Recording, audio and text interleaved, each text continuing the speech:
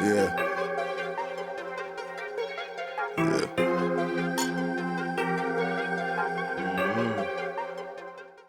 What is going on, guys? It's me, Miles46HD here, and welcome to today's video. Now in today's video I'm going to be giving my thoughts and opinions on the press conference for KSI Logan Paul 2, which is going down November 9th at Staples Center in LA. And in this video I'm basically going to be giving sort of my opinions on KSI Logan Paul and who I potentially think has got the upper hand after the first press conference. So let's get into it. Now first of all, in this video I'm going to be talking about Logan Paul. Now obviously, as Logan Paul said at the end of the first fight in Manchester, he is not looking to be forgiven but earning a chance to be forgiven, and I'm sure all the question people are asking, will he be forgiven with this fight? And now I personally think it's going to take more than winning a fight to earn forgiveness, because it was an absolutely stupid, silly and just foolish thing to do in the Japanese suicide forest, but I don't want to get into that in this video because it's more about the press conference, not what Logan did in his past. And Logan was... he acted very interesting, to be honest, and even though, yeah, both KSI and Logan were both very cocky, there was a bit more of an edge to the cockiness of Logan Paul, obviously saying, oh, well, I'm going to do this to you, I'm going to finish you off in this round, that round, you won't last this long, that long. He was saying about everything he's going to do more like after the fight than like during the fight. He's not showing any sort of plan, he's not showing any sort of phase of attack, because obviously in the first fight, which I went to watch at Manchester Arena, brilliant night, should never have been a draw, but that's in the past, and now obviously we're looking to the rematch. Yeah, he had a very cocky nature to him, and I feel like that is very unusual for Logan, and it may seem like a weird thing saying that, but he had more of a sort of KSI cocky edge to him, like feeling like he's the better man. And obviously when JJ did that, it didn't quite work out for him, and I could see that having the same effect to him. And you know, Logan's one of those people who's gone through a very bad phase, done well to pick himself up, and I seriously don't think that's going to be enough to beat JJ, because in the first fight, JJ knew nothing about the way Logan fought, absolutely nothing. He didn't know his phase of attack plan, he didn't know what his wrestling base was like, even though Logan has come from a wrestling base in his teenage years.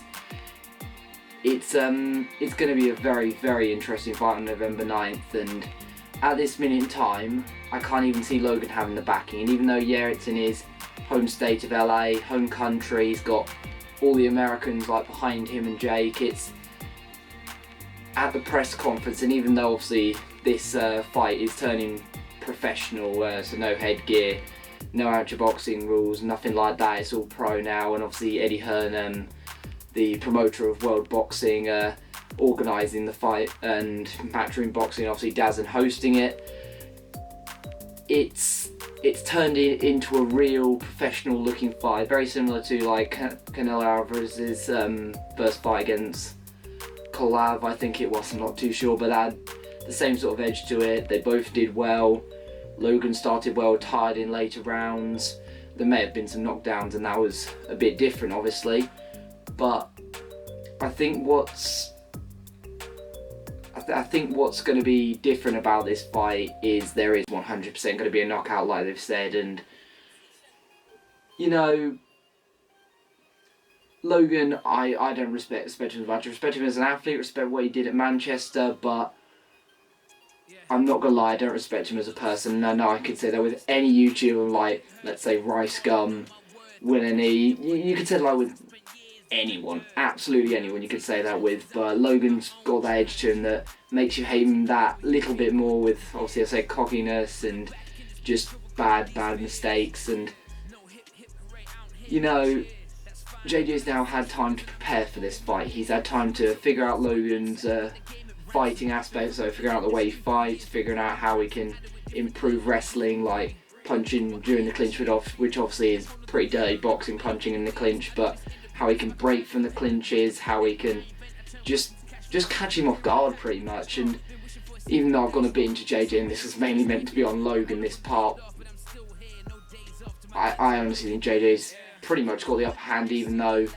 it's a bit early on to say that, and as we've still got the UK press conference up, which I'm hoping to go to be honest, because I'd like to see what happens in that and what the UK aspect of JJ's rematch is against Logan, and yeah, it's very interesting. And Logan, if you're watching this, mate, calm down your cockiness, because if you want to win this fight, you've got to turn these words into actions, because JJ, even though, yeah, he didn't win the fight, he should have won the fight, and I'm sure you know that, because the reaction videos that you and Jake did, where Jake was saying, oh, we hit him like 20 times here, he didn't. There's a difference between when you're doing that and when you're blocking punches, to when punches are getting clean through and actually hitting, which admittingly you did do a couple of times. And I know this is seeming like a diss on Logan, but I'm honestly just giving my honest opinion on just what I think is going to happen in this fight, and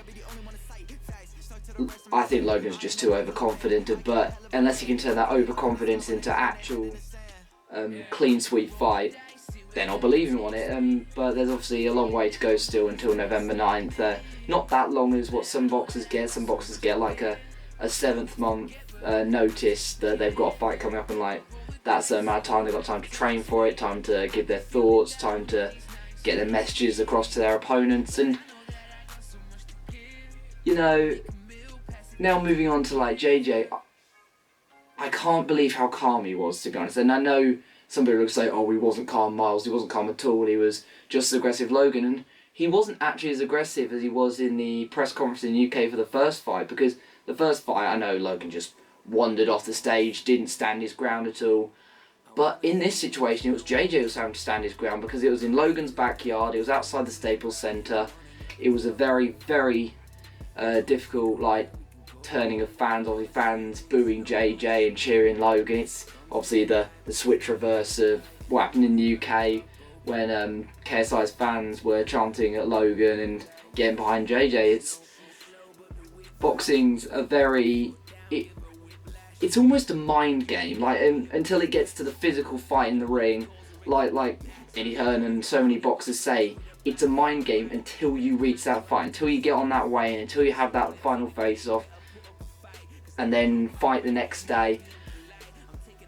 It's a very, very big mind game for everyone, and that's what you have to do. You have to get into your opponent's head, you have to make them worry, you have to make them think, and if all those thought processes aren't going right for them, it's going to be difficult. It's going to be difficult for your opponent, you're going to outclass them. But if you have both the same sort of mindset, it's going to be a very close fight. But then if it's completely off and completely different, yet again, close fight again, because one person may get knocked down, they'll get back up, they'll knock them down, and then it will go to the end, and then there's respect shown at the end, like there was in Manchester. Obviously, Logan saying thank you to JJ and just saying, you've allowed me to take a step back from the internet and realise who I truly am, which, to be honest, he's still a bit of a mug, and I think he always will be. But you know, it's amazing how well KSI stood his ground, and I know I probably should start calling him JJ instead of KSI, but you know, it's going to be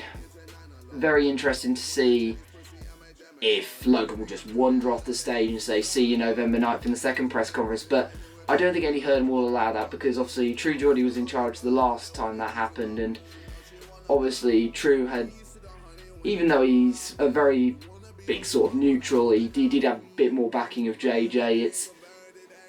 It's very amazing, the press conference then, but it's going to have a very different atmosphere, obviously, with the cameras, with the news, with just everything that's going to be going all across the world, to people riding up to the weigh-in at Staples Centre, which I'm sure is going to be absolutely incredible. But I'm not going to lie, I do feel like JJ is, or KSI, to be honest, I should start saying KSI now instead of JJ, because it's KSI versus Logan Paul, not JJ versus Logan, even though JJ is KSI, but you know, that doesn't matter.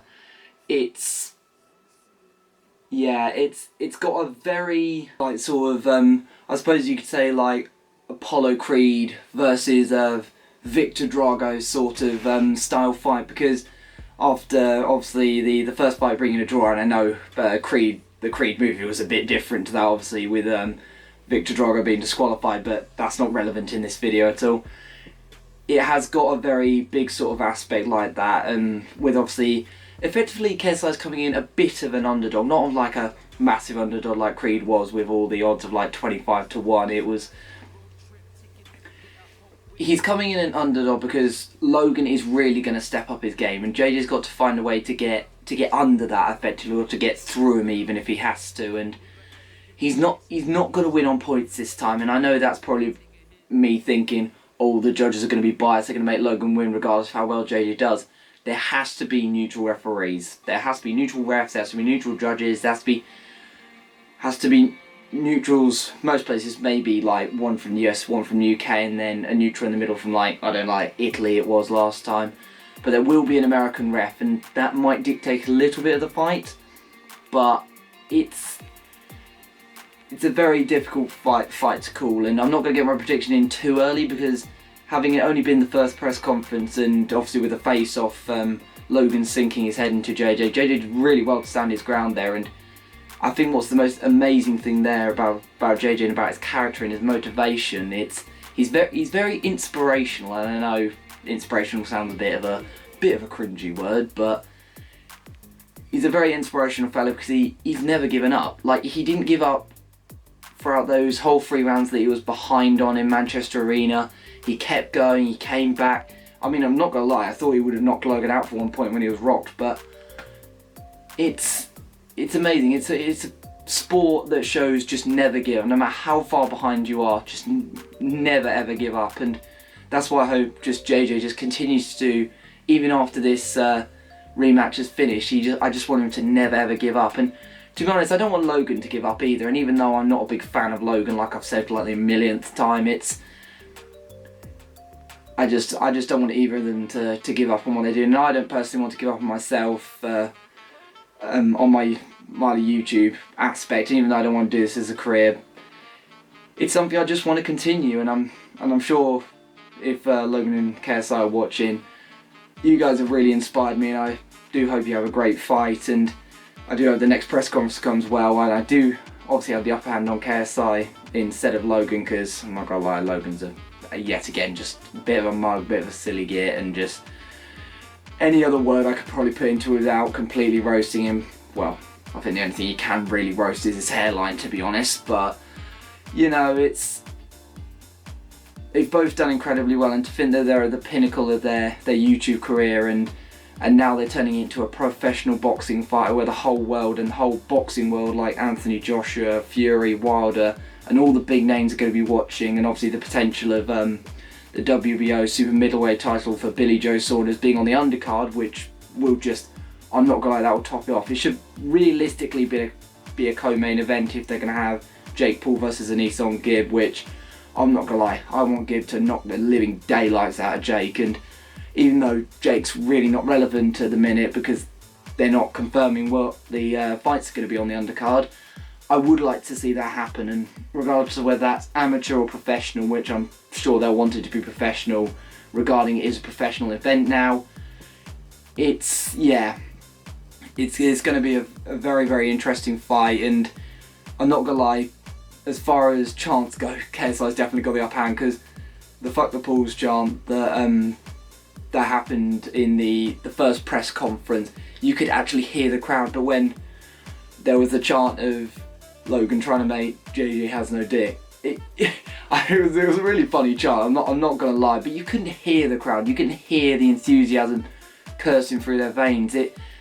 And that's why I think British fans, to be honest, are a lot better than American fans. I mean, American fans have got good potential, but I think the British fans just beat them every single day of the week. And I know it's not about the fans in this fight, it's about the world watching, it's about how the fighters prevail. And also, I think this fight could have a really good influence on boxing, because it'll bring a brand new audience into the sport, and also bring a good bit of income, I suppose, because boxing's a lot about money these days with all these big money fights and things like Mayweather and McGregor that happened a few years ago. And like Anthony Joshua and Tyson Fury said, it could either go sort of one of two ways. It could be a horrible reason for the sport, it could gain no new sort of different type of fans, or it could bring a whole new flush of audience in from KSI and Logan Paul's viewers' age, which I'm sure ranges from of various different amount of ages, and I know promoting violence in a sport that involves a lot of it is not usually a good thing, but I think it could be quite great, certainly for the World Boxing Association. It'll be great for Eddie Hearn as well, because that'll get him more popularity towards all types of boxing events, from featherweight to welterweight to heavyweight to all types of events around the world, even British championships as well. And yeah, and as far as this fight goes, it could be the start of a professional career for two of them. It's going to have to be a very big fight and a very dramatic turn of events, from maybe JJ getting knocked down to Logan getting knocked down, or there being big cuts, big gashes, big factors in the fight that could stop it. Just something that gives you that heart pumping, gets your heart pumping in your chest, and just think, wow, this is how boxing is meant to be, and these guys are not even professional boxers. And as JJ said in his promotional video, that's what he could potentially start as a career if he doesn't want to continue like YouTube in the way he used to. And I think it would be a very big step for JJ if he was to do so. And not gonna lie, I would like to see JJ fight Anthony Joshua, and even though he's probably going to say, look, I want to keep it at this YouTube level, I want to show the fans what we're capable of, and I want to bring as many more people into our audience as possible. And yeah, and I know I said I wasn't going to get a prediction in too early, but as far as it goes early, the confident one and the calm one is JJ, obviously, and then Logan's just being cocky. It's kind of a switch reverse, like I said, and yeah, it's going to be an interesting fight, and I really wish I could have gone out there, but it's not going to be possible for me this time unless somehow I get invited by someone. It's going to be very difficult for that, and yeah. So I do hope you guys have enjoyed this video. Please leave a like, comment, and do not forget to subscribe, and I'll see you all later. See ya!